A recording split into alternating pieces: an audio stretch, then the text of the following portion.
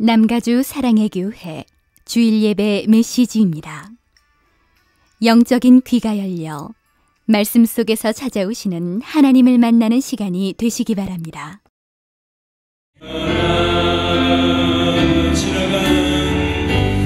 지나간 일들 기억하지 않고 이전에 내가 모든 일 생각지 않으리. 우리 주님은 사막의 강물과 길을 내시는 주, 내 안에 새길에 다시 주만 바라. 예수의 주 나를 보호하시고 날 붙드시니 나는 고배롭고 존귀한 주님의 자녀라. 주 나를 보호하시고 날 부르시니 나는 고배롭고 존귀한 주의 자녀라. 다시 한번 고백하십시다. 주 나를 보호하시고 나를 붙드시니 날 붙드시니 나는 고배롭고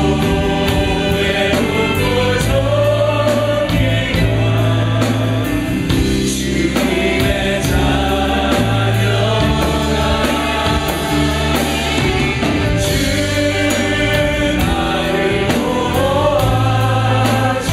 나를 보호하시고 나를 고배롭고 존귀한 주의 자녀라.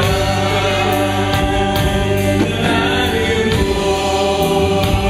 고배롭고 존귀한 주의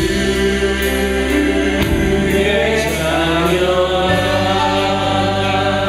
우리는 존귀한 하나님의 자녀입니다. 여러분 믿으시죠? 이 시간에 그 믿는 마음으로 좌우에 계신 분에게 당신은 존귀한 하나님의 사람입니다. 한번 인사하도록 하겠습니다. 당신은 존귀한 하나님의 사람입니다. 다시 한번 고백하실 때는 당신은 하나님이 쓰실 만한 합당한, 하나님이 쓰실 만한 주의 자녀입니다. 한번 고백하시기 바랍니다. 시작. 당신은 하나님이 쓰실 만한 존귀한 주의 자녀입니다. 그 마음을 가지고 우리 자신을 먼저 축복하도록 하겠습니다. 하나님께서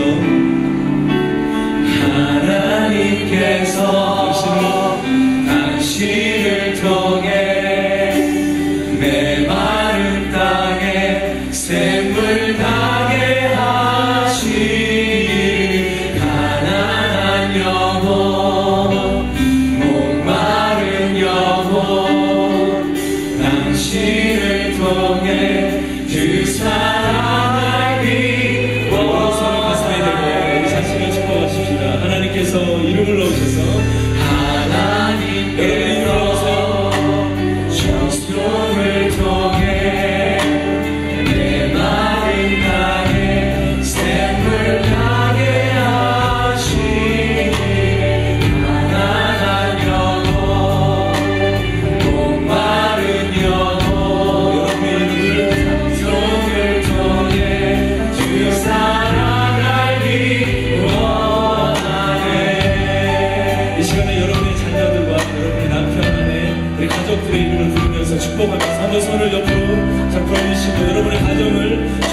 주께서 함께 고백하십시다.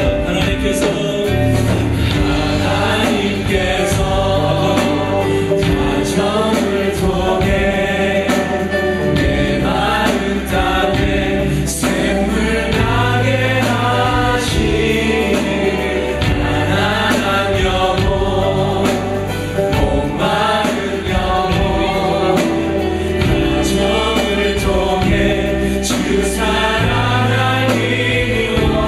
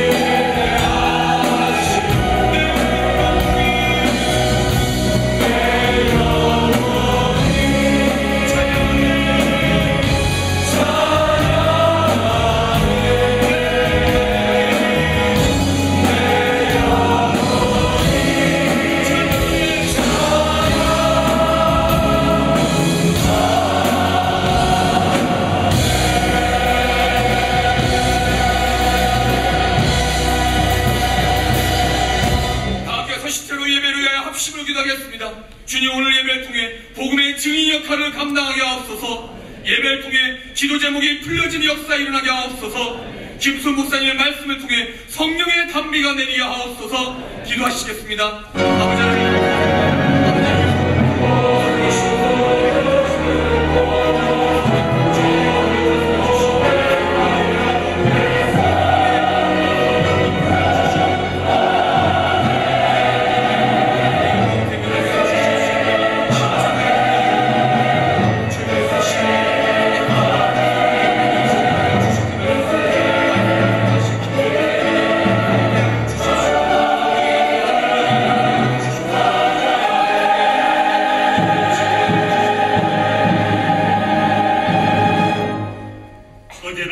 오늘이라 영원토록 동일하시며 변함없이 우리를 지키시고 보호하시는 하나님, 주님의 크신 사랑과 은혜를 진심으로 감사드립니다.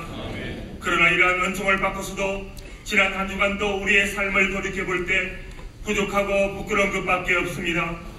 내 자신의 이익과 욕구를 채우기는 급급하고 분주했지만 하나님을 위해서는 마음과 정성을 다하지 못했음을 고백합니다.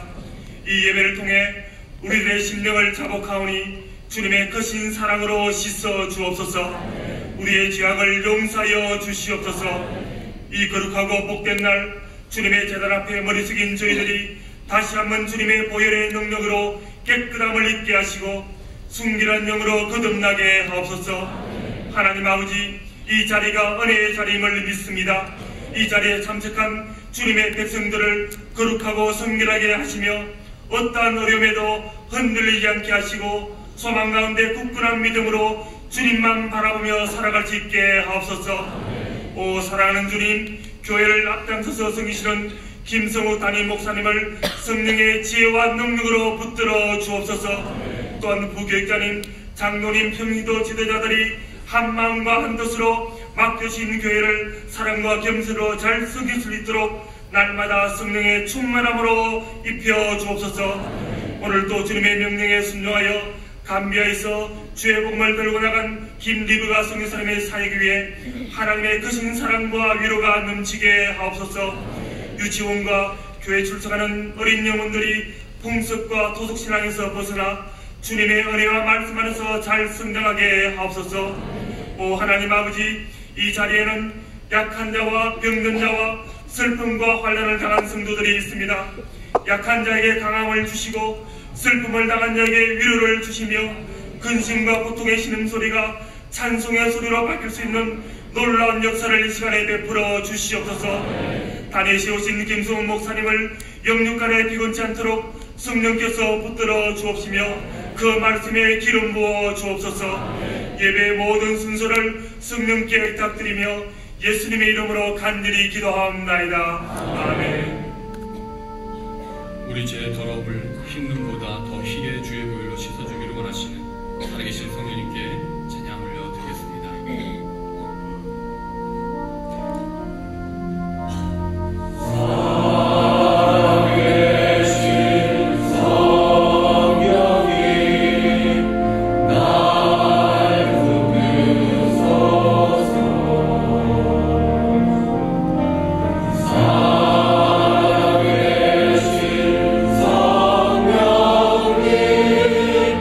날 살피소서.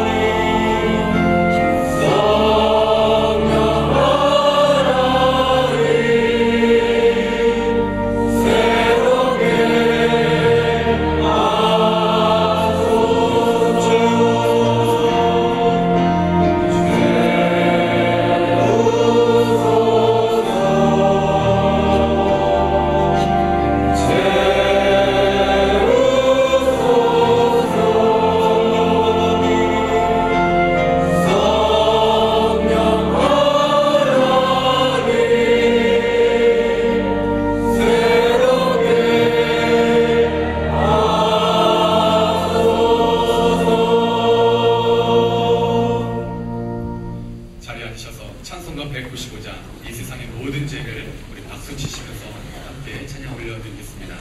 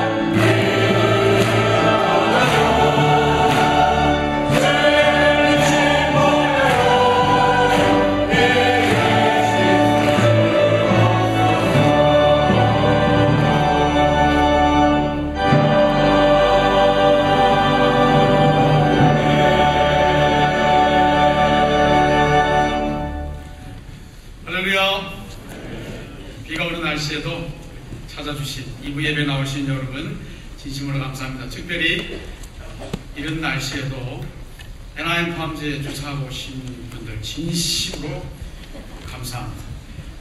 본당에 주사하신 분들 그래도 마음에 너무 조금 미안하십시오. 네, 미안하셔야 됩니다. 예배 마치고 계속 사역하실 분들은 반드시 차를 좀 빼주시면 진심으로 감사하겠습니다. 교회 소식 몇 가지 알려드리겠습니다. 새생명축제 2008 오늘 1차 태신자 작정이 있습니다. 이따가 담임 목사님께서 인도하실 터인데요. 마음에 두고 오랫동안 기도해 오고 준비해 오신 줄로 압니다. 우리 하나님의 주님의 인도하심을 믿고 계속 기도하면서 준비해 주시기를 바라겠습니다. 이번 토요일은 3월 비전 예배입니다. 늘 광고드리는 것이지만 우리 3세대가 함께 주님 앞에 나아가는 귀한 예배인데요. 자녀들 또 손주들 많이 데리고 참여해 주시면 감사하겠습니다. 38기 세일군반 졸업 그리고 39기 세일군반 입학 개강 예배가 오늘 오후 4시 45분 본당에서 있습니다. 순장님들 꼭 챙겨주시고요. 또 졸업생들 또 신입생들 꼭 참석해 주시기를 바라겠습니다. 제3차 성경통독학교에서 특별히 신약 통독 2주 만에 끝을 내주시겠다고 하십니다. 피도 받지 않고 저녁 식사도 드리고 하는 가운데 2주 동안 신약을 일독하실 수 있도록 도와드린다고 하니까 많이 활용해 주시기를 바랍니다. 10분 잘 도와주시죠. GLDI 작년부터 시작한 참으로 귀한 우리 4세대 리더들을 기르는 40일 동안의 캠프 우리 자녀분들 19살에서 25살까지만 봤습니다. 주고 참조해 주시고 많이 활용해 주십시오. 특별히 2,000불의 장학금이 다 지급되기 때문에 꼭 활용해 주시면 좋겠습니다. 38기 세일군반 훈련생들 가운데서 아직까지 은사점검반 통과하지 않으신 분들 계세요. 오늘까지 해주시면 대단히 감사하겠습니다. 그리고 이따가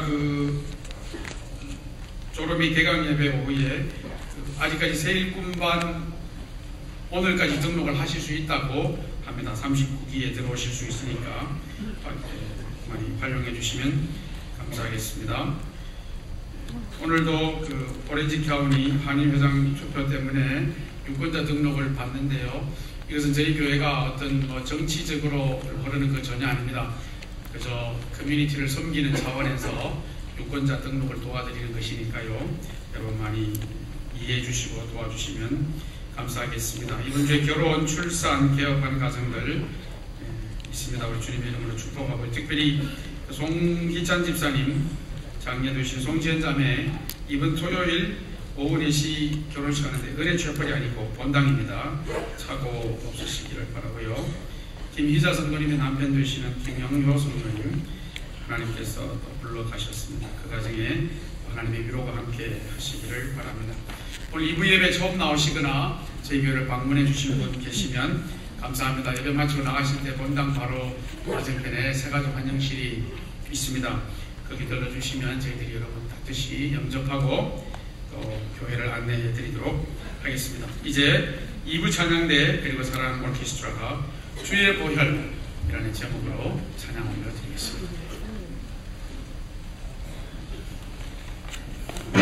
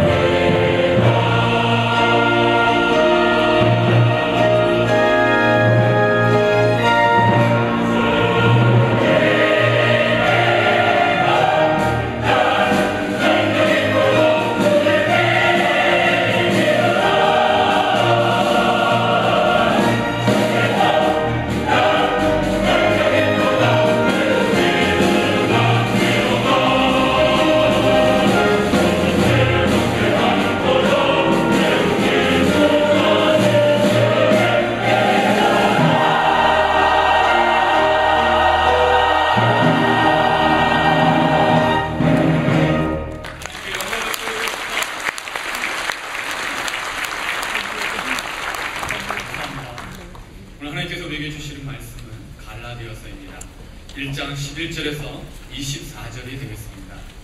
제가 준 신약성경 302면이 되겠습니다. 말씀을 찾으셔서 함께 교도하겠습니다. 제가 먼저 11절 읽겠습니다. 형제들아, 내가 너희에게 알게 하노니 내가 전한 복음이 사람의 뜻을 따라 된 것이 아니라 이는 내가 사람에게서 받은 것도 아니요 배운 것도 아니요 오직 예수 그리스도의 계시로 말미암은 것이라. 내가 이전에 유대교회에 있을 때 행한 일을 너희가 알들었거니와 하나님의 교회를 심히 핍박하여 잔해하고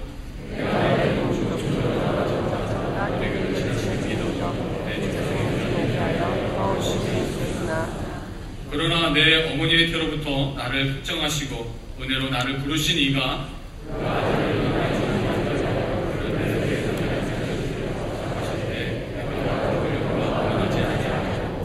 또 나보다 먼저 사도된 자들을 만나려고 예루살렘으로 가지 아니하고 오직 아라비아로 갔다가 다시 다메섹으로 돌아갔노라.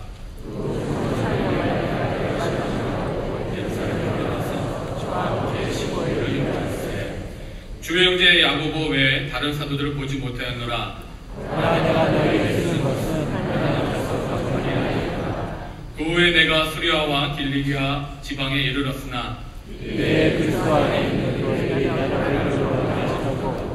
다만 우리를 핍박하던 자가 전에 잔해하던 그 믿음을 지금 전한다함을 듣고 그로 말미암아 하나님께 돌리니라. 아멘. 김수 목사님께서 나오셔서 사도의 증거라는 말씀을 가지고 하나님의 말씀을 증거해 주시겠습니다. 여러분, 사람들이 성경에 대해 종종 던지는 질문이 있습니다. 성경책은 사람이 쓴 게 아닙니까? 라는 질문입니다. 하나님의 말씀이라고 하지만 그래도 사람들이 저자가 되어서 쓴 책인데 거기서 나오는 질문입니다. 구약을 보면은 모세와 다윗과 같은 인물, 신약을 보면은 베드로, 요한, 바울과 같은 인물들, 훌륭한 인물들이었죠. 존경할 사람들이었지만 그러나 그들은 사람이 아닙니까? 사람이 썼는데 사람이 쓴 것을 우리가 하나님의 말씀으로 받을 수 있는 것입니까?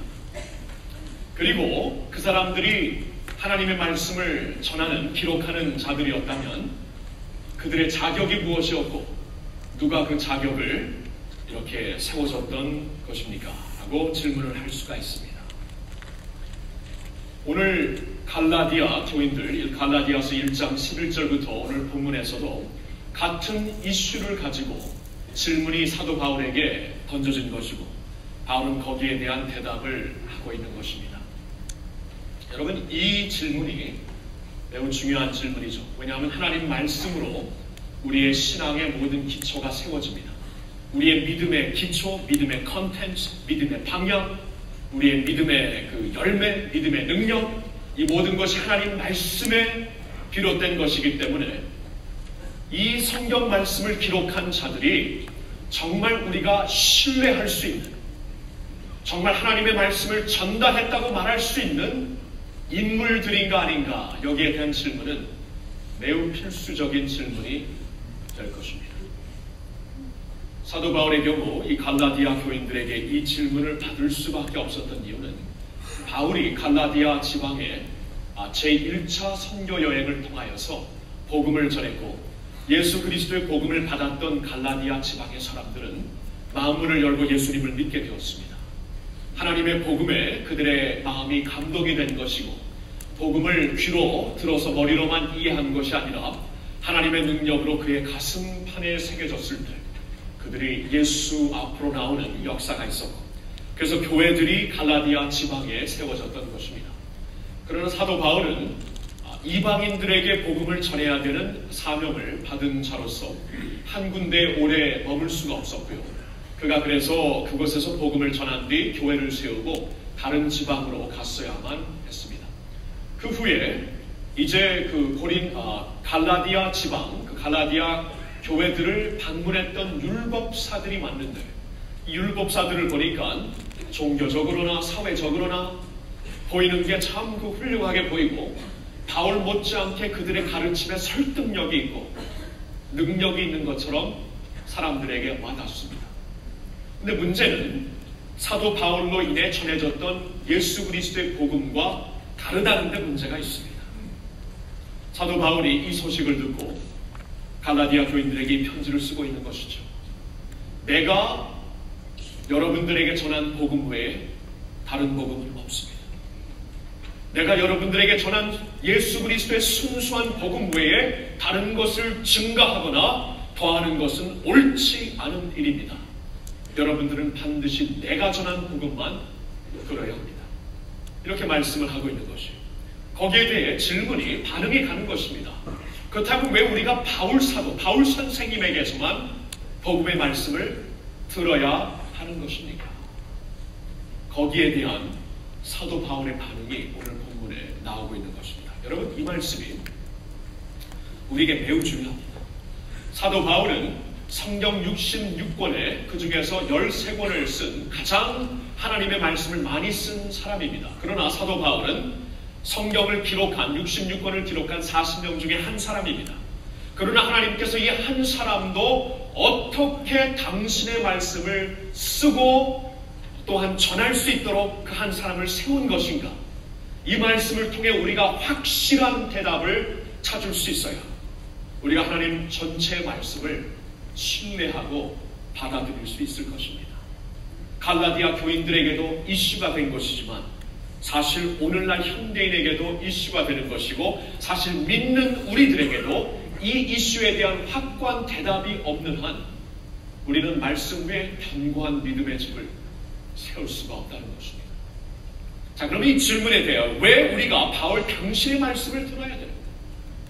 왜 우리가 바울이 전한 복음 말씀만 하나님의 말씀이라고 받아들일 수 있는 것인가? 여기에 대한 대답이 오늘 우리들에게도 하나님 모든 말씀을 받아들일 수 있게 하는 원동력이 될 것입니다.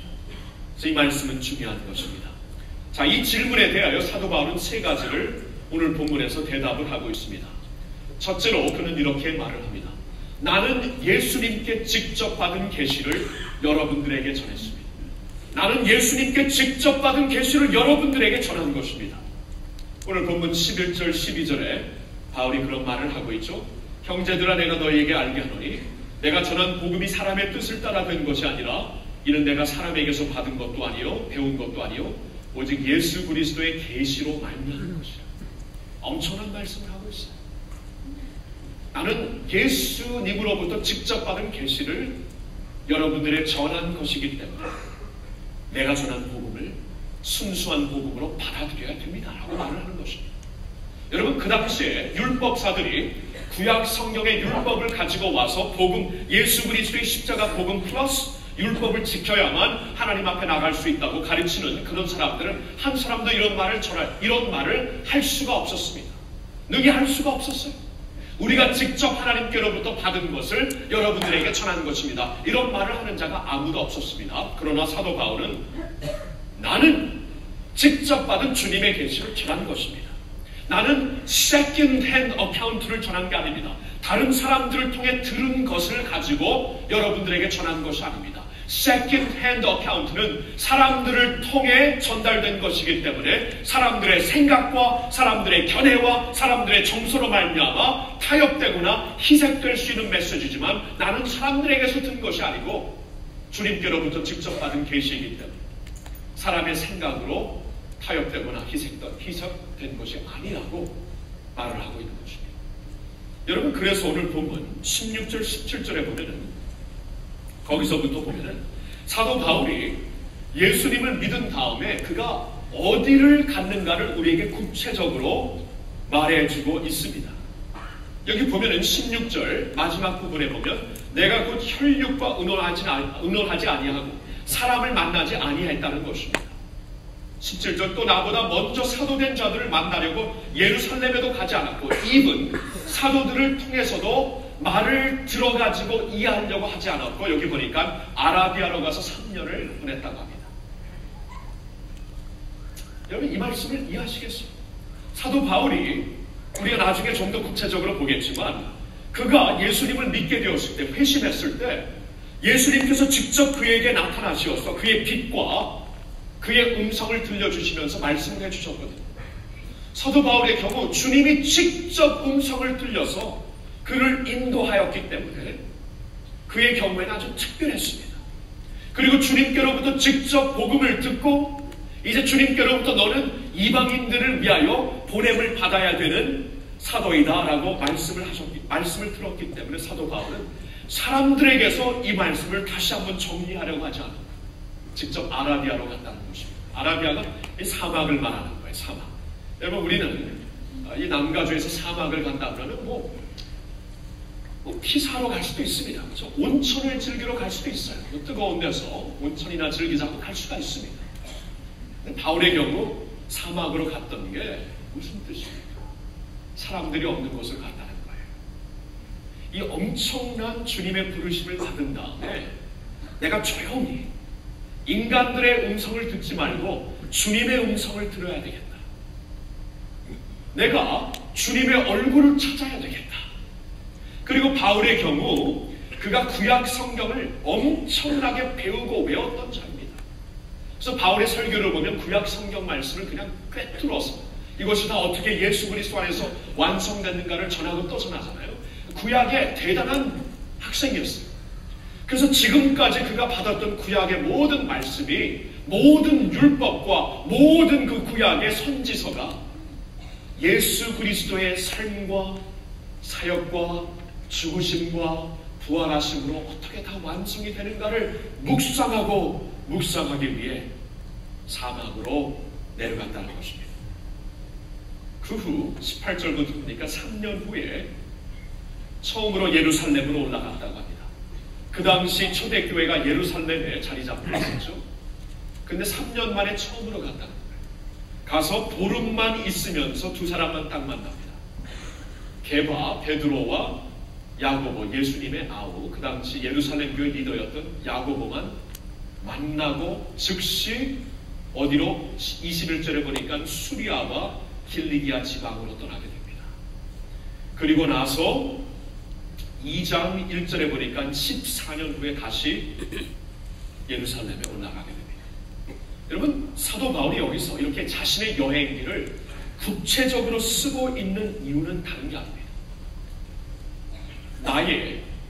내가 주님께로부터 소명을 받고 주님께로부터 말씀을 받았을 때 나는 이것을 주님께로부터 직접 다시 증명하고 그의 계시인가 아닌가 다시 한번 묵상하고 주님의 음성만을 듣고 모든 말씀이 예수 안에서 어떻게 완성이 되는가 상고하며 공부하기 위해 하나님의 말씀을 직접 듣고 그것을 전하기 위해 이렇게 신경을 쓰고 사람들을 피해 하나님을 찾았다고 말해주고 있는 것입니다.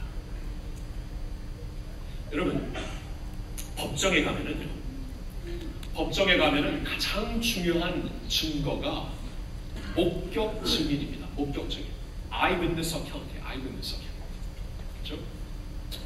다른 사람들을 통해 아니면 다른 사건을 통해 간접적으로 이 사건에 대해 들은 자의 증거 100명과 증인 100명과 직접 사건을 목격한 eyewitness account 1명과 대조를 해볼 때 한 명의 무게가 훨씬 더 큽니다. 차이가 없어요. 차이가 안 돼요. 비교가 안 돼요. 비교가 안 돼요. 여기 100명, 1000명이 있을지라도 한 명의 eyewitness account를 능가할 수 없다는 것입니다. 이렇게 중요한 거예요. 직접 보고 들은 것이 중요한 것입니다. 인간이기 때문에 다른 사람들을 거쳐 듣는 그 순간 이것이 훼손될 수 있고 이것이 타협될 수 있기 때문입니다. 이런 아이들과 어렸을 때 초등학교 때 그런 그 게임을 봤잖아요. 앞에서 선생님 무슨 한마디 이렇게 해주면 이제 애들이 막 뒤에 가면 나중에 이상한 말이 나오잖아요. 그렇죠? 사람을 통해 전달될 때 그렇게 될 수밖에 없습니다. 여러분, 왜 성경이 구약 성경은 선지자들로 말미암아 쓰여졌고 신약 성경은 사도들로 말미암아 쓰여졌냐면 그들은 하나님께로부터 직접 계시를 받았기 때문입니다. 아무리 훌륭한 다른 티처들이 올지라도 이 테스트에 이 조건에 패스하지 못하면 하나님의 말씀을 쓸 수 있는 저자가 될 수 없었던 것입니다. 제가 그 대학교 다닐 때 역사를 전공했는데요. 제가 대학교 1학년 때 저 교수님이, 저의 그 메인 교수님이 저한테 그 주고 또 주셨던 말씀이 하나 있습니다. 그게 뭐냐면은 primary source를 가라. Mr. Kim, you must go to the primary source. 항상 그래, 항상. 이게 뭐냐 하면은 primary source라는 것은 그 역사의 기록 근원으로 돌아가는 것입니다. 근원. 저 그래서 처음에 그냥 그 반에서 처음에 존 넉스에 대해서 아주 논문을 그럴듯하게 썼어요. 자칭 되게 잘 썼습니다. 굉장히 잘 써가지고 존 넉스가 그래도 기독 대학은 아니었지만 그래도 존 넉스가 스코틀랜드의 인물이었기 때문에 그분에 대해서 쓰자면서 아주 자칭 되게 잘 썼어요. 잘 썼는데 선생님이 딱 보더니 이거 별로라고 그러면서 You must go to the primary source. 역사가가 되기 위해서는 역사가의 눈을 가져라. 존 넉스에 대해 쓴 다른 사람들의 책을 보고 쓰면은 그건 역사가가 쓰는 게 아니에요. primary source. 존 넉스를 알기 위해서는 그분이 직접 쓴 일기, 그분이 직접 전한 설교, 그분이 가장 가까웠던 사람들과 나누었던 대화가 기록된 그 사람의 음성을 직접 들으면서 쓰라는 거예요. primary source가 중요하다는 것입니다. 사도 바울이 그 말을 하고 있어. 나는 primary source에게 들어. 주님께로부터 직접 계시를 받았다. 다른 사람들은 그 말을 할 수 없었습니다. 바울은 그 말을 할 수 있었습니다. 생명을 걸고 하고 또 하고 나중에 보겠지만 예수님을 직접 만난 것을 다메섹 도로에서 다른 사람들이 직접 보았기 때문에 그의 완전히 극적으로 변한 것을 사람들이 목격했기 때문에 사도들이 그 사람의 그 사도 바울의 그 전파하는 메시지와 그의 사역의 기름 부으심과 열매를 보았기 때문에 교회에서 그에게 사도의 그 타이틀을 준 거예요. 사도. 보내심을, 주님께로부터 직접 보내심을 받은 자. 아파스톨로스. 주님께로부터 직접 보내심을 받은 자. 사도 바울이 그러기 때문에 나이가 전하는 복음을 들으라고 말하는 것이죠. 오늘도 이 말씀 갈라디아서를 접하고 있는 우리들에게 하나님의 말씀으로 받으라는 것입니다. 자, 두 번째로 사도 바울이 뭐라고 자신을 변명하냐 하면은, 알교하냐 하면은, 둘째로 나는 특별한 회심을 체험했습니다라고 말합니다. 특별한 회심을 체험했습니다. Special conversion experience가 있다는 거예요. 내가 예수님을 믿는 그 순간 나는 특별하게 예수님을 믿게 된 체험이 있다고 말을 하고 있는 것입니다. 여러분, 그 사도 바울의 그 회심의 사건을 우리가 사도행전 9장에서 볼 수 있지만 그걸 좀 떠나가지고요. 사도 바울의 그 변화된 삶 자체를 보아도 이것은 어떠한 특별한 conversion, 특별한 회심이 아니면은 이렇게 될 수 없었다는 것을 우리가 결론 지을 수밖에 없어요. 여러분 13절에 보면은 사도 바울이 원래 그는 유대교에 있을 때에 하나님의 교회를 심히 핍박하고 파괴했던 자라고 그는 말하고 있습니다. 여러분 사도 바울이 되기 전에 사울이었죠. 그의 삶을 보면 그는 오늘날로 말하면 광신자였습니다. 광신자. 이 젊은이의 패기를 가지고 유대교에 대한 정성이 얼마나 컸는지, 얼마나 앞장서서 유대교의 전통을 자랑했는지. 사도 바울이 이 기독교 운동을 앞장서서 파괴하려고 했던 자입니다. 여러분 우리가 보통 이제 정치도 그렇고 어떤 사회의 입장도 그렇고 우리가 반대할 수는 있어요. 반대할 수는 있고 이쪽에서 말하는 건 아니다. 반대할 수 있지만 그 반대하는 것이 정말 분수가 넘어가고 반대하는 자들을 가서 그냥 주먹으로 때리고 그렇죠.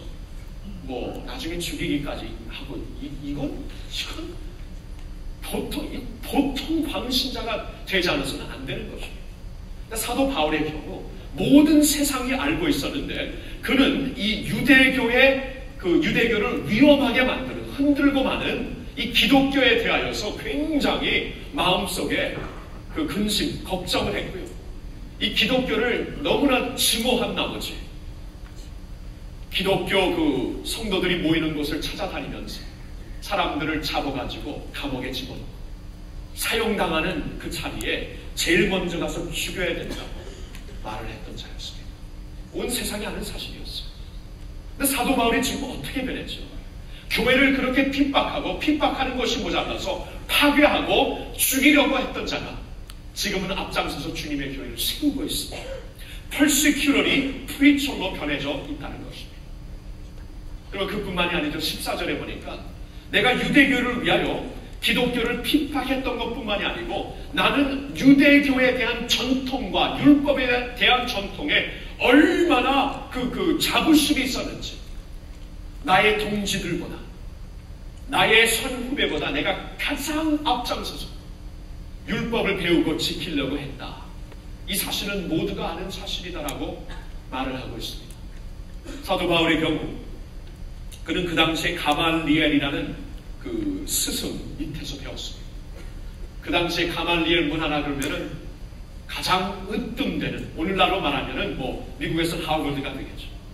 으뜸되는 율법 학교였습니다.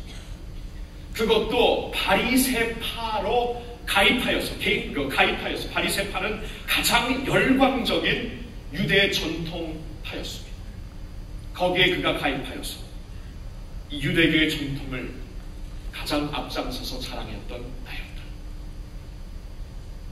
나중에 빌립보서 3장을 보면 율법에 대한 나의 열정이 2등 간다면 서러울 정도로 내가 앞장서서 이 전통을 지키려고 했던 자였다. 이 온 세상이 아는 사실이었습니다.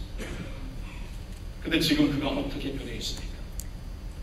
예수 그리스도 한 분을 알기 위해서 내가 전에 가졌던 모든 열정과 전에 알았던 모든 지식을 배설물로 여기는 이 한 가지를 내가 추구하기 위해서 다른 모든 것을 내가 배설물로 여기는 캄캄했을 때 불이 없어갖고 촛불도 켰다가 플래시도 비쳤다가 그랬지만 햇빛이 나오는 순간 이 모든 것이 쓸모 없어진 거죠. 예수 그리스도 그분의 광채를 보는 순간 이 모든 것을 내가 배설물로 여깁니다 라고 대답을 하고 있습니다. 전에는 유대교를 그렇게 자랑하고 앞세웠던 그가 이제는 내가 자랑할 것이 오직 그리스도와 십자가뿐입니다 라고 말을 하고 있는 것입니다. 여러분, 사도 바울이 어떻게 해서 이렇게 변한 것인가? 아니, 어떻게 해서 이렇게 극에서 극으로 오게 된 것인가? 이것은 오로지 한 가지로만 말할 수밖에 없습니다. 그의 회심이 특별했다. 그가 컨버전, 주님께로 돌아오는 그 순간이 다른 사람들보다 독특하고 특별했구나, 유별났구나, 하나님께서 특별한 방법으로 그를 부르셨구나라고 우리가 말할 수밖에 없습니다. 그렇습니다. 우리가 사도행전 9장을 보고 사도 바울이 그날도 다메스카스로 그가 가고 있었어요. 그 이유는 다메스카스에서 또한 예수 그리스도를 믿는 자들이 모인다는 소식을 듣고 가서 그 모임을 그냥 때려부시고 사람들을 감옥에 가두기 위하여서 가고 있었는데 그 도로에서 하늘 문이 열리며 하늘의 빛이 그에게 비추어졌고 빛이 얼마나 셌냐면 그로 하여금 말에서 떨어지게 해요. 거기서 주님의 음성을 직접 듣게 되는 것입니다. 사도 바울이 나중에 사도행전 22장에 예루살렘에서 온 무리들 앞에서 자신의 그 회심의 어카운트를, 컨버전 익스피리언스를 체험한 것을 다음과 같이 말하고 있습니다. 제가 현대어 성경 번역으로 읽겠습니다. 나는 길리기아의 다소에서 태어난 유대인이지만 자라기는 이곳 예루살렘에서 자랐습니다. 그리고 나는 가말리엘이 지도로 우리 조상이 전해준 율법에 따라 엄격한 교육을 받았고 오늘 여기에 모인 여러분 못지않게 하나님께 대해서도 열심히 있었습니다. 그래서 나는 예수 믿는 사람들을 핍박하여 남녀를 가리지 않고 잡아 가두고 죽이기까지 했습니다. 이 일은 대제사장과 온 의회가 더 잘 알고 있습니다. 나는 그들로부터 다마스커스에 사는 유대인 지도자들에게 갈 공문을 받아 가지고 길을 떠났습니다. 이것은 그곳 친자들을 예루살렘으로 잡아다가 처벌하기 위해서였습니다. 정오쯤 되어 내가 다마스커스 가까이 갔을 때 갑자기 하늘에서 눈부신 빛이 나를 비추지 않겠으니 그래서 나는 그만 땅에 쓰러지고 말았습니다. 그때 사울아 사울아 내가 왜 나를 괴롭히느냐라는 음성이 들렸습니다. 내가 당신은 누구이십니까? 라고 물었더니 나는 내가 핍박하는 나사렛 예수이다 라고 대답하셨습니다. 나와 함께 가던 사람들이 빛은 보았으나 나에게 말씀하시는 분의 음성은 알아듣지 못했습니다. 주님, 내가 무엇을 하면 되겠습니까? 라고 내가 묻자 주님께서는 너는 일어나 다마스커스로 들어가라. 네가 해야 할 모든 일을 일러줄 사람이 있을 것이다 라고 말씀해 주셨습니다. 기가 막힌 스토리죠. 예수 믿는 우리 모두에게는 어느 정도 아주 우리의 그 conversion experience, 우리가 회심했던 그 체험은 나름대로 다 특별하죠. 다윗의 경우는 정말 독특했습니다. 예수님께서 직접 음성, 빛으로 불러주셨습니다. 그리고 주님께서 부르시는 그 순간 너는 나를 위하여 이방 나라에게 내 복음을 전해야 되는 내가 따로 세운 나의 사신이다라고 사명을 받게 됩니다. 굉장히 독특합니다. 사도 바울이 이 사실을 회상할 때마다 그는 말을 합니다. 어떻게 내가 앞장서서 주님의 이름을 짓밟고 그의 이름에 침을 뱉었던 자인데 어떻게 나를, 이것은 오직 하나님의 은혜입니다. 하나님이 은혜로 나를 부르신 것입니다. 마치 포기하지 못하는 사냥꾼이 당신의 사랑의 화살을 가지고 도망치고 있는, 무지해서 도망치고 있는 사슴을 추격하여서 마침내 화살로 쏘아 그 사슴을 잡아갖고 자신의 것으로 만들듯이 하나님께서 나를 추적하셔서 마침내 당신의 화살, 나를 쏘아 다메스카토로 가는 도로에서 나를 당신의 것으로 만드신 것입니다. 너무나 감사합니다. 이 은혜를 생각할 때마다 나의 생명 다 바쳐 그분의 은혜의 복음 전하는 데에만 내가 힘쓸 것입니다 라고 사도 바울이 고백을 하고 있는 것입니다. 사도 바울이 갈라디아 교인들에게 말을 합니다. 당신들은 내가 전하는 복음을 들어야 합니다. 왜냐하면 내 삶을 보세요. 너무나 분명하게, 너무나 극단적으로 변해 있는 것이 보이지 않습니까? 그것은 주님께서 나를 특별하게 불러주셨기 때문입니다. 그렇기 때문에 내가 전하는 말씀에 귀를 기울이셔야 합니다. 주님의 말씀을 나를 통해 들으셔야 합니다 라고 사도 바울이 두 번째로 그렇게 말을 하는 것입니다. 자, 세 번째로 사도 바울이 오늘 본문을 통해 이런 말을 하십니다.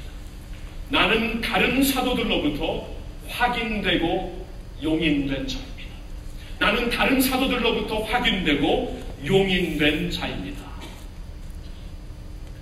그래서 여러분, 오늘 본문 18절 19절에 바울이 베드로와 야고보를 만났다고 설명하는 이유는 그 당시 베드로는 12사도들 중에 리더였습니다. 야고보는 예수님의 아우로서 처음에는 예수님을 자신의 구세주로 받아들이지 못했지만 나중에는 나의 그 형님이 하나님이 보내신 하나님의 아들이시구나, 그가 믿고 나중에는 사도가 되고 나중에는 예루살렘 교회 지도자였습니다. 그래서 야고보에게 특별히 자신을 보이고 만났다는 게 중요한 사실이었습니다. 그리고 14년 후에 2장 9절을 보면은 이번에는 베드로와 야고보뿐만 아니라 사도 요한으로부터도 확인받고 용인된 자라는 것을 바울이 지금 말하고 있습니다. 여러분, 이 말씀을 이해하시겠어요? 그 당시에 가장 신뢰받고 교계의 가장 지도자들이 되는 자들로부터 당신은 주님께로부터 보냄을 받은 자입니다 하고 그 사람들의 stamp of approval, 맞다, 이 사람은 우리가 증명할 수 있는 주님께로부터 보내심을 받은 자이다 하고 가장 높은 지도자들로부터 도장을 받았다는 거예요. 스탬프를 받았다는 거예요. 다른 율법사들은 그런 말을 할 수 없었어요.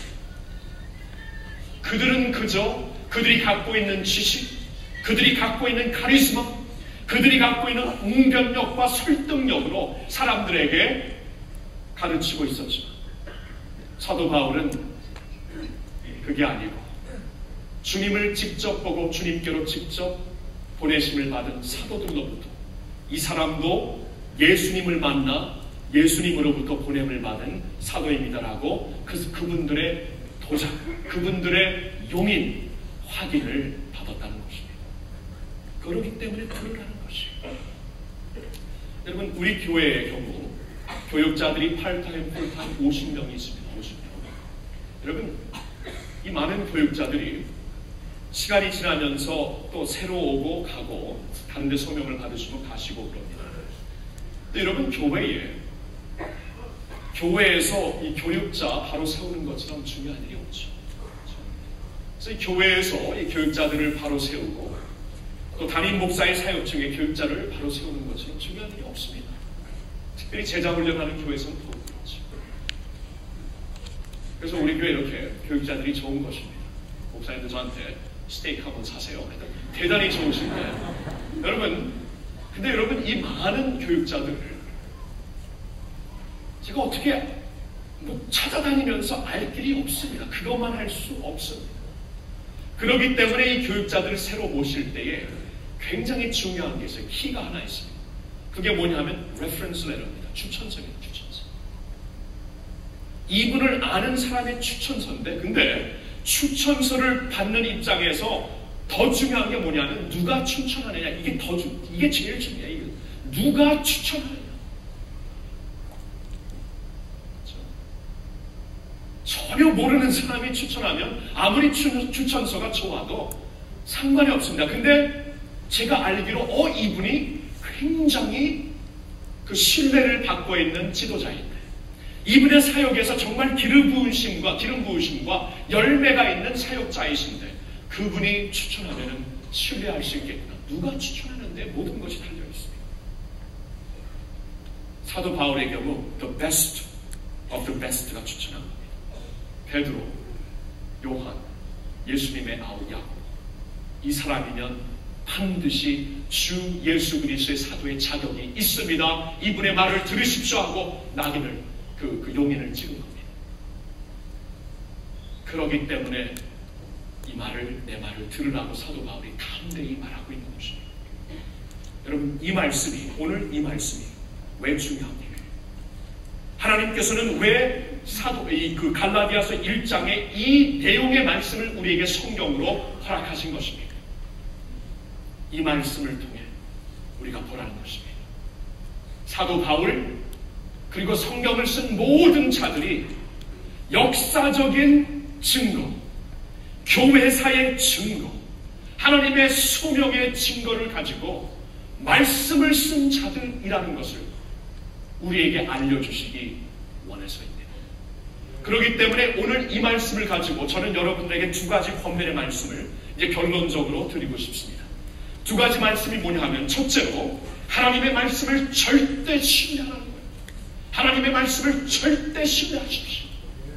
여기 이렇게 하나님께서 사도 바울을 이렇게 역사적인 인물로 증거하시고 교회를 통해 확인해 주시고 하나님의 그 열매, 하나님께서 그 은혜를 주시는 기름 부으심을 통해 우리에게 증거하시고 또한 성경을 통해 이런 사람들이기 때문에 반드시 들어야 된다 하고 우리에게 알려주시는 이유, 하나님의 말씀을 절대 신뢰하라고 주시는 것입니다. 사람들에게서 나온 말이 아닙니다. 하나님께서 직접 주신 말씀이 됩니다. 하나님의 계시가 됩니다. 그렇기 때문에 이 말씀을 절대 신뢰하라고 주시는 말씀이에요. 우리가 하나님의 말씀을 절대 신뢰하지 않냐면 우리의 믿음 생활 결코 바로 설 수 없습니다. 우리 신앙 멀리 가지 못합니다. 우리의 결단 어느 정도 가다간 쓰러질 수밖에 없습니다. 하나님의 말씀 안에 우리가 위에 바로 서지 않냐면 이 말씀이 절대적인 하나님의 신뢰성이 있는 말씀이라고 우리가 받아들이지 못합니다. 우리에게 아무 능력이 없을 것입니다. 빌리 그레이엄 목사님의 자서전을 보면 그가 한때 젊었을 때 막 전도 사역을 막 시작하고 얼마 1년 후라고 제가 기억이 나는데 그가 처음으로 하나님의 말씀에 대해 조금 의문이 생겼대요. 그 당시 1950년도 초반에 막 그 자유주의 신학가들이 책들을 정말 많이 내면서 이 성경이 과연 하나님의 말씀인가 하는 의문을 많이 던졌을 때였습니다. 그때 그 책들을 접하면서 빌리 그레이엄 목사님 역시 이 모든 말씀이 하나님의 말씀인가 처음으로 의문이 조금 생겼는데, 그 당시 자신의 사역에 기름 부으심이 없었다, 하나님의 능력을 찾을 수 없었다고 그가 고백을 합니다. 그가 그때 말씀을 전했을 때, 그 의문을 가지고 말씀을 전했을 때 똑같은 집회, 똑같이 준비되고 똑같이 많은 프로그램이 있는 집회를 통해 보여지는 열매가 극히 적었다는 거예요. 극심히 적었다는 거예요. 그러면서 그때 빌리 그레이엄 목사님이 한 가지를 깨닫고 하나님 앞에서 결단을 내렸다고 합니다. 다시는 하나님의 말씀을 의문하는 가운데 말씀을 전하지 아니하겠다. 확신이 없을 때 말씀을 절대로 전하지 아니하겠다. 그때부터 그는 결단하고 하나님의 모든 말씀이 정확무화한 말씀이라는 것을 그 마음속에 확신하고, 설교할 때마다 가장 많이 사용하는 그의 프레이즈, The Bible says, The Bible says, 성경이 말씀하기를 그의 트레이드마크로 계속해서 전하고 있는 것입니다. 하나님의 말씀에 대한 절대적인 신뢰가 없을 때 우리에게 능력이 없습니다. 열매가 안 보일 것입니다. 하나님의 말씀은 살아있고 운동력이 있는 하나님의 정확무화한 말씀이기 때문에 이 말씀은 저와 여러분들의 어떠한 상황 가운데서도 하나님의 힘을 주시고 격려와 생명을 주시는 하나님의 말씀이 되시는 줄 믿습니다. 아멘. 여러분, 우리는 자꾸 변하는 상황에 의지할 때에 흔들릴 수밖에 없죠. 흔들릴 수밖에 없는 상황과 필링을 자꾸 따라가면 결코 바로 설 수 없는 우리들의 모습. 그러나 말씀 위에 설 때 바로 설 수 있다는 것입니다. 지난주에도 좀 한 가지 좀 낙심되는 소식을 들었어요. 병원에서 낙심되는 소식을 듣고 기운이 빠지는구나, 그런 일이 있었는데, 그 다음날 하나님께서 주시는 말씀, 사도행전 4장의 말씀이었습니다. 사도행전 4장의 말씀을 보니까 거기 사도들이 복음을 전하다가 그 권세자들에게 붙잡혀서 혹독하게 매맞고 감옥에서 하루를 보내다가 그 다음날 더 큰 협박을 그들에게 듣습니다. 또 한 번 예수 이름을 전하면은 그때에는 그러한 협박을 듣고 그들이 풀려나게 됩니다. 풀려나온 사도들은 성도들 앞에 서게 됩니다. 성도들 앞에 서가지고 그들에게 일어났던 모든 일을 그들에게 그대로 전합니다. 성도들에게. 그러면서 한 마음으로 기도하기 시작하는데, 그 기도의 내용을 보니까 그들이 이렇게 기도하는 가운데 이렇게 기도를 합니다. 하나님, 이 모든 것을 하나님이 아시고 이 모든 것이 하나님의 섭리 안에 있습니다. 이 모든 것이 하나님의 섭리 안에 있기 때문에 우리에게 임한 이 아픔도 하나님께서 아시고 허락하신 줄로 믿습니다. 그렇기 때문에 우리에게 이렇게 어려움을 허락하신 이유는 우리로 하여금 어려움 중에 더욱더 확고히 서서 더욱더 확신을 가지고 더욱더 주저하지 말고 주님의 복음을 전하라는 것을 우리가 깨닫게 되었습니다. 오 하나님, 우리에게 담대함을 주시고 능력을 주시어서 더욱더 확실하게 주의 복음 사역을 감당하게 하옵소서. 주님, 우리에게 이적과 기적을 일으킬 수 있는 능력을 주시어서 우리가 전하는 이 복음이 하나님의 능력의 복음이라는 것을 저들이 알게 해주시옵소서. 어려움 가운데 주저하지 않고 더욱더 하나님의 사역에 자신을 드리고자 하는 그들의 기도가 거기 있어. 그 기도 후에 하나님께서 어떻게 반응을 하시는가? 너무나 기뻐하신 나머지 그들이 기도하는 그 자리에 진동을 일으키십니다. 하나님의 임재가 임하신 것입니다. 여러분, 하나님이 우리 모든 기도를 들으시고 기뻐하시지만 하나님이 진짜 좋아하시는 기도가 있어요. 진짜.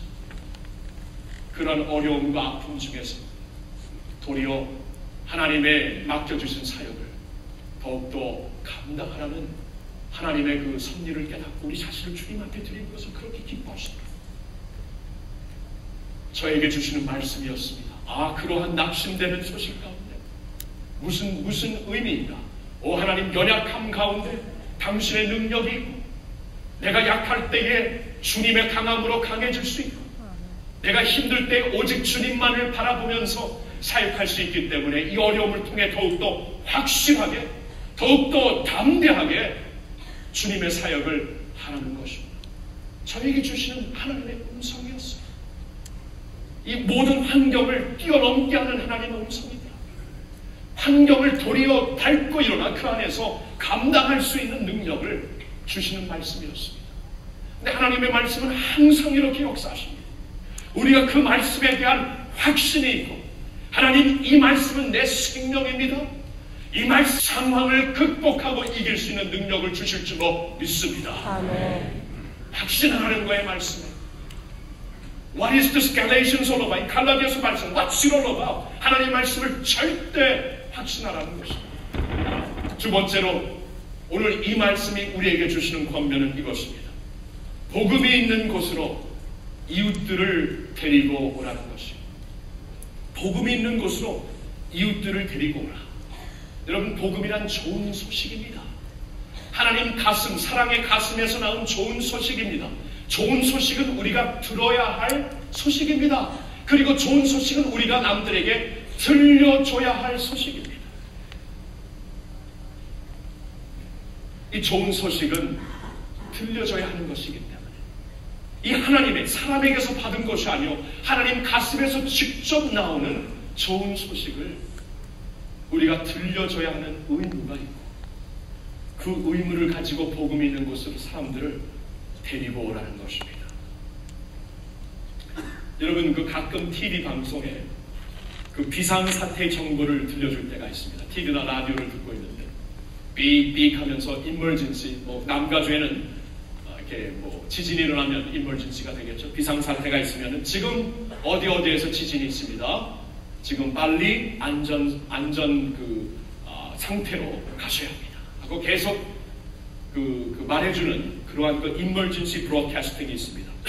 여러분, 이 emergency broadcasting이 있을 때 절대로 방송국에서 눈치 보지 않습니다. 지금 사람들이 가장 인기 있게 가장 좋아하는 프로그램이 하는데 지금 이 정보 사태를 보내주는 것이 이거 받는 것인가 그렇게 눈치 보지 않아요. 직접 그때 우리 각 가정에게 파고 들어옵니다. 반드시 들어야 됩니다. 이것을 들어야 삽니다 하고 눈치 보지 않고 전해주는 것을 볼 수가 있습니다.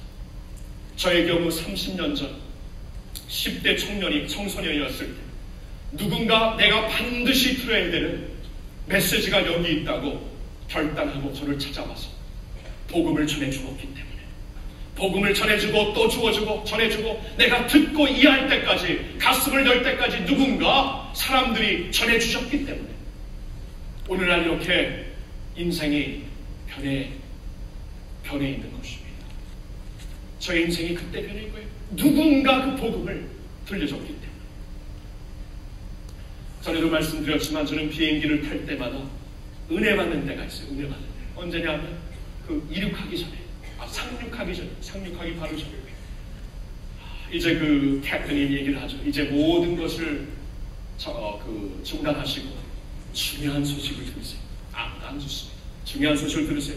아무도 안 돼. 근데 그러면 그때 플라이트 어텐던트들이 나와서 막 재롱을 떨면서 만약에 사고가 생기면 이렇게 되면 아무도 안 돼요. 그러나 전합니다. 전 그때마다 굉장히 가슴이 뜨거워져.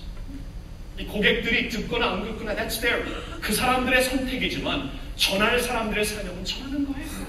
진짜 사고가 있으면은 통계에 의하면 비행기에 큰 사고가 있을 때 그래도 사는 사람들은 그때의 그 안전 상황을 듣고 한 번이라도 생각해 본 사람들이 그 가능성이 훨씬 높다고 합니다. 2배 이상, 3배라고 들었습니다. 한 번이라도 듣는 것이. 그렇기 때문에 이 중요한 소식 듣거나 말거나 우리는 반드시 전해야 되는 사명이 있다는 것입니다. 저는 그래서 오늘 여러분들에게 확실히 전하고 싶은 말씀이 있습니다. 여러분, 예수님 믿으세요. 아멘. 예수님 믿으셔야 구원 받습니다. 아멘. 예수님 믿으셔야 축복 받습니다. 아멘. 예수님 믿으셔야 돼요. 확실히 전해야 되는 말씀입니다. 확실히 전해야 되는, 확실히 들어야 되는 하나님의 복음 좋은 소식이기 때문에 오늘 이 갈라디아서 1장을 통하여 사람에게서 난 것이 아니요 하나님께로부터 직접 온 이 계시, 하나님께서 특별히 부르심으로 허락하신 이 계시, 교회의 초대교회의 리더들이 다 승인하고 용인한 사도 바울의 이 메시지, 그리고 성경의 이 메시지, 우리가 반드시 듣고 구원받으라고 전해주시는 말씀이 됩니다. 오늘 설교 후에 우리가 태신자 작정을 할 것입니다. 새생명 축제를 한 달 앞두고 우리 주위에 이 복음을 듣고 예수님 믿어야 되는 우리 친구들, 이웃들, 그들을 우리가 기도하는 마음으로 여기 적어서 우리 온 교회가 함께 기도하며, 그 영혼을 적는다는 것은 온 교회가 함께 기도하고 또한 내가 결단하고 커밋하는 것이죠. 그 한 영혼을 위해 내가 할 도리를 다 하겠습니다. 복음을 아는 자들로서 반드시 해야 할 일을 하겠습니다라고 결단하는 것입니다. 사랑하는 성도 여러분, 하나님의 말씀이 정확무호한 하나님의 말씀이요, 거기에는 하나님 가슴에서 울려 퍼지는 좋은 소식 복음이 있다는 것을 여러분은 확실히 믿으시고 이 복음 안에서 구원의 기쁨을 누리시는 저와 여러분 모든 가족이 되기를 우리 주 예수님의 이름으로 축원합니다. 기도하겠습니다. 아버지 하나님, 우리에게 복음을 주신 것을 감사드립니다. 세상에서 돈 주고 사서 들을 수 없는 복음, 인간의 설득력과 논리로 결코 전달될 수 없는 복음, 오직 하나님의 은혜와 능력으로만 전달될 수 있는 이 진리의 복음을 우리에게 주셨음을 감사드립니다. 아버지 하나님, 이 복음을 알고 있는 하나님의 백성들로서 오늘 우리가 태신자를 이제 작정하며 우리가 주님께로 인도하고 전도해야 할 우리 이웃들, 친구들을 이제 주님께 맡기겠사오니 이 자리가 복된 자리로 우리 하나님 축복하여 주시옵소서. 그리고 오늘 예배드리는 이 자리에 혹시 아직 예수님을 모르는 분들이 있습니까? 아버지 하나님, 예수님을 구세주로 영접하여서 하나님의 백성이 되는 축복을 누리게 하여 주시옵소서. 하나님, 그리고 모든 주의 백성들, 주의 말씀은 진리인 것을 깨닫고 하나님의 말씀 위에 더욱더 견고히 서고 말씀 앞으로 더욱더 깊이 확실히 나갈 수 있는 저희들 모두가 되게 하여 주시옵소서. 할렐루야. 우리 주 예수님의 이름으로 기도하옵나이다. 아멘. 여러분, 주보안을 보시면은 태신자 등록 카드가 있습니다. 여러분 한번 꺼내 보실까요? 그리고 혹시 지금 볼펜이 필요하신 분들은 여러분이 손들어 주시면 우리 안내원들이 나눠드릴 것입니다. 손들어서 펜이 필요하신 분들, 여기 보면은요, 이 태신자 등록 카드는 이제 이번에 그 새생명 축제가 아버지의 마음이라는 주제로서 우리가 갖게 됩니다. 여러분, 우리가 기도하는 마음으로 오늘 사랑의 목장 주보 뒷면에도 한 생명을 구하기 위하여 얼마나 그 엄청난 것을 하나님께서 자연 속에서 보여주시는지 몰라요. 한 생명이 그렇게 중요하다는 것입니다. 그 한 생명을 위하여서 주님의 가슴을 품고 첫 칸에는 여러분들의 이름을 써주세요. 그래야 나중에 이렇게 매치를 시킬 수가 있습니다. 이름을 써주시고 정보를 써주시고, 그 다음 칸에는 태신자, 특별히 우리 주위에서 우리가 새생명 축제 또한 교회에 인도할 수 있는 분들을 여러분들이 여기서 자세히 아는 만큼 자세히 써주시기를 바랍니다. 그리고 그 다음에는 여러분이 주위에 있지는 않지만 한국에 계신 분들, 예수님을 꼭 믿어야 되는 나의 가족들, 부모들, 자식들, 친구들, 친지들, 그들도 여러분 기도하는 마음으로 써주시면 온 교회가 같이 기도할 것입니다. 하나님께서 기도의 파워로서 역사하실 줄을 믿고 자신의 이름과 또한 이번에 태신자로 우리가 삼고 품고 싶은 분들을 이 시간 꼭 써주시기를 바랍니다.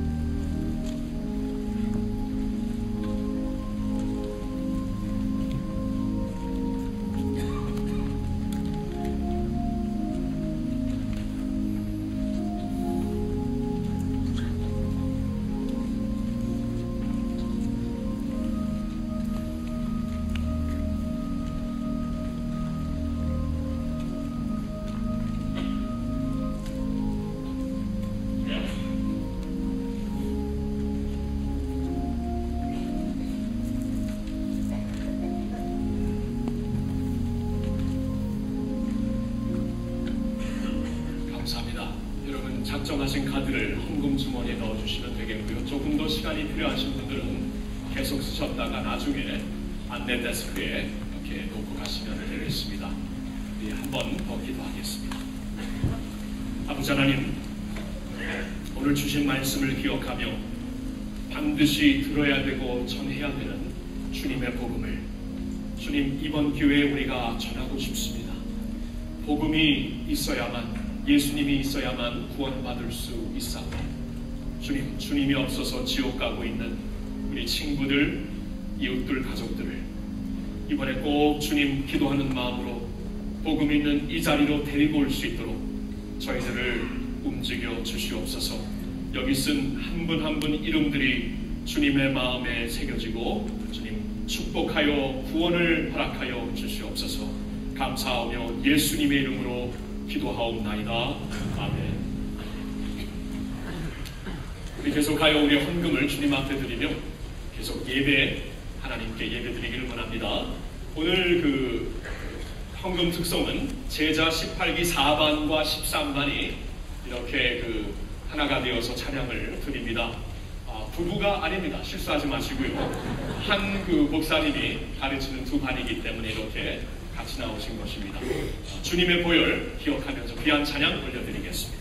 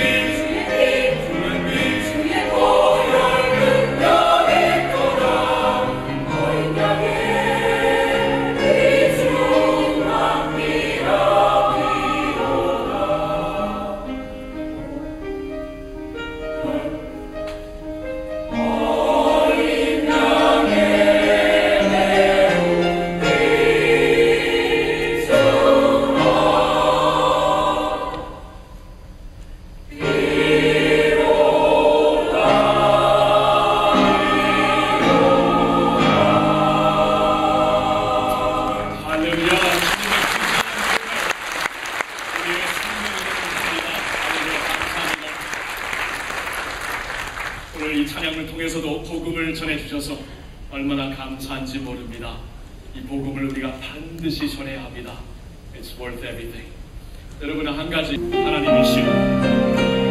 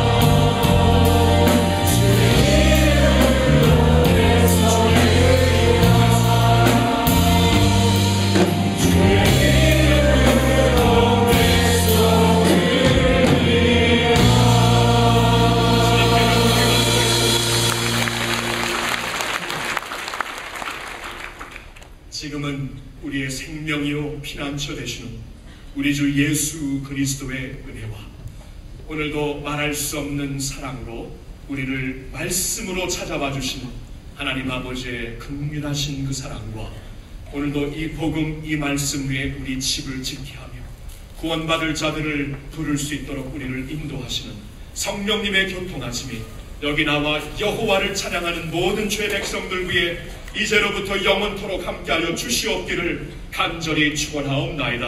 아멘.